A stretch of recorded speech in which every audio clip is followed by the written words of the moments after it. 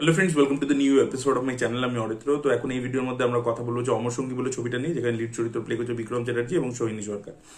এই ছবিটার থেকে আমার প্রচুর এক্সপেকটেশন ছিল। আমি যখন ট্রেলার রিভিউ করছিলাম সেখানে বলেছিলাম যে আমার ট্রেলারটাও খুব ইমপ্রেসিভ লেগেছে, টিজারটাও ইমপ্রেসিভ লেগেছে, এবং তার কারণ হচ্ছে যে যে ডিরেক্টর, সে আফসোস বলে যে সিরিজটা হয়েছিল অ্যামাজন প্রাইমে, অনুভূতি কাশ্যপ ডিরেক্ট করেছিল, তার রাইটার ছিল। তো আমি ভেবেছিলাম যে একটা ভাই ভালো ডার্ক কমেডি, হরর কমেডি, এই স্পেসটার মধ্যে খুব সুন্দর একটা কিছু ছবি হবে, যেটা দেখবো একটা ফান ওয়াচ হবে।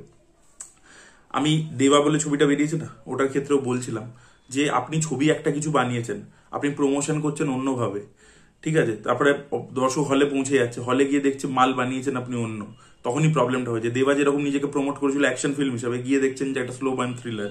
সেম প্রবলেমটা এই ছবিটার ক্ষেত্রে হয়েছে। এই ছবিটা যে জিনিসটা টিজার ট্রেলার লেভেলে প্রমিস করেছে, আর ছবিটা যখন আপনি দেখবেন তখন আপনার মনে হবে যে ভাই এটা তো মানে কোন দিকে যাচ্ছে ছবিটা।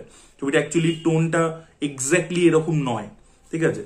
তো ছবিটার মধ্যে কিছু জিনিস ভালো আছে যেগুলো ওয়ার্ক করছে। যেমন সবচেয়ে প্রথমে হচ্ছে ছবিটার লুক এন্ড ফিলটা খুব ভালো, খুব স্লিক একটা লুক দেওয়া হয়েছে, যেরকম লাইটিং ইত্যাদি করা হয়েছে, একটু ডার্কিশ রাখা হয়েছে, সেগুলো আমার ভালো লেগেছে। আমার লুক এন্ড ফিলটা খুব স্লিক লেগেছে, সেটা ভালো। গানের ব্যবহার খুব ভালো।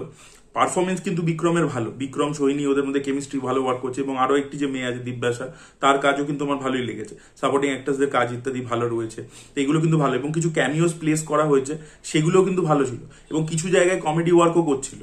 কি হয় যে হয়তো ডিরেক্টোরিয়াল ডেবিউ হিসাবে ডিরেক্টর সেলফ ইন্ডালজেন্ট হয়ে গেছে, যে আমি ভাই কাটবো না কিছু, আমি যেটা লিখেছি সেটাকে অ্যাজ ইট ইজ আমি একটা ছবি বানিয়ে দেবো। তো এডিট লেভেলে সে কিছু কাটেই নি, তাই জন্য আপনি প্রচুর এরকম সিনস আসবে, দেখবেন রিপিটেটিভ হয়ে যাচ্ছে। ফার্স্ট হাফটা শেষ হচ্ছে না, সেকেন্ড হাফে গিয়ে আপনার পুরো হেডেক মনে হবে, ড্র্যাগ করছে ছবিটা।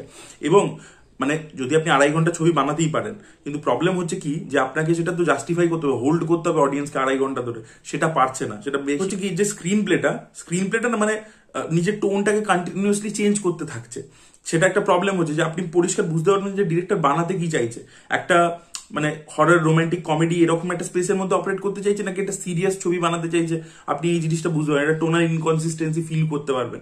এবং কি হয়েছে যে এই ধরনের সিনেমাতে একটা ইমোশনটা একটা ইমোশনাল তো কোর থাকবে, ছবিটার ইমোশনাল কোরটাই বিল্ড আপ হয় না। এতটা রান টাইম থাকা সত্ত্বেও ছবির মধ্যে ইমোশন ওয়ার্ক করছে না, জাস্ট ভাবতে পারছেন। এখানে আপনি এই সোহিনী সরকারের ফ্যামিলিটাকে যখন দেখবেন, তাদের আপনি ক্যারেক্টারাইজেশন গুলো দেখবেন, আপনার অদ্ভুত লাগবে। তারপরে এখানে কিছু ক্যারেক্টার এমন এমন ডিসিশন নিচ্ছে বা এমন এমন কাজ করছে, আপনি বুঝতে পারবেন না যে কেন করছে, কি মোটিভেশন থেকে করছে এক্স্যাক্টলি। তো সেগুলো মানে ক্লিয়ার নয় ব্যাপারটা, মানে ক্যারেক্টারগুলোর মোটিভেশন বা যেভাবে এগোচ্ছে সেই ব্যাপারটা ক্লিয়ার নয়। কিন্তু কোর আইডিয়াটা কিন্তু ভালো ছিল, ঠিক আছে। এই কোর আইডিয়াটাকে নিয়ে এই ধরনের, এখন হরর কমেডি এরকম নয় যে বাংলাতে হয়নি, হয়েছে অনেকবারই, কিন্তু সেই আইডিয়াটাকে যে প্রেম করছে একটা ভূতের সাথে, সেই ব্যাপারটাকে নিয়ে এবং তার সাথে যে সাবটেক্সটটা ছিল সেটাকে অ্যাড করে কিন্তু একটা খুব মজার ছবি হতে পারতো, এবং তার মধ্যে ভালো ড্রামাও কিন্তু বিল্ড করা যেতে পারতো। কিন্তু পুরো মানে মিসড অপরচুনিটি হয়ে গেছে ব্যাপারটা। ছবিটাকে অনেক বেশি টাইটার একটা এডিট দরকার ছিল, অনেক সিন চপ করা উচিত ছিল, এবং তার থেকেও বড় কথা হচ্ছে স্ক্রিন প্লে লেভেলেই আর কি ডিসিশনটা নেওয়া উচিত ছিল, যে ছবিটা আমি এক্স্যাক্টলি বানাতেটা কি চাইছি, ঠিক আছে। ডিরেক্টরের একটা কনফিউশন পুরো ক্লিয়ার মানে বোঝা যাচ্ছে আর কি। তো ছবিটার মধ্যে অনেক ডিপার্টমেন্ট কিন্তু ভালো ওয়ার্ক করেছে, তা সত্ত্বেও কিন্তু ছবিটা একটা ভালো ছবি দাঁড়ায়নি। এবং বিক্রম আমার খারাপ এই কারণে লাগছে, কারণ বিক্রম তো নিজের দিক থেকে চেষ্টা করে থাকে সবসময়, ডিস্ট্রিবিউশনের দিক থেকে, মার্কেটিং এর দিক থেকে, দেখবেন সে নিজের ছবি নিয়ে বড্ড ইনভলভ থাকে।